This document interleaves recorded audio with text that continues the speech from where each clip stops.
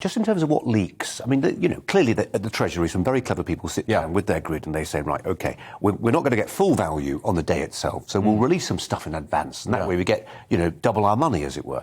But I do wonder a little bit. I mean, the 5p cut in fuel duty is such a big step, and it's obviously it's a big retail politics offer, isn't it? Everybody gets that. They see it. They might see it tonight when they fill up their tanks. But actually, in terms of, the big story today, it wasn't there. That punch wasn't there. I always wonder whether it's almost wasted a little bit by being leaked in advance, released in advance. Yeah, but because the 5p was so well rehearsed, wasn't it? Nobody was surprised by that. No. I wondered if he was going to perhaps go a bit higher. But that is the highest cut for 20 years.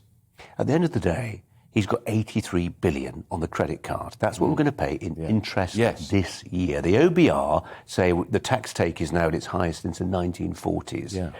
Rachel Reeves made no mention of COVID. No. Labour signed up to a lot of those COVID measures. And at the end of the day, a lot of that 83 billion is down to the 2 years of lockdown and assorted measures since. And all that sort of stuff. And we have to remember, every penny he spent today is being borrowed, effectively, because we are in so much debt. And interest rates have gone up a couple of times in the last few weeks, only slightly, but that increases the amount the taxpayer is paying on that debt burden. It's just like if we borrow more on our mortgage and the interest rate goes up, we're going to have to pay more and it takes us longer to pay it off. That's what's been happening with the national debt in the last few weeks, which is why he wasn't willing to go further, because he wants to be responsible and not saddle the country with even more eye-watering debt. We'll talk about this later, Andrew, but just one thing I was really struck by today, and maybe it's slightly age-related, but I was just looking at him standing there and just thinking how impossible a job it is.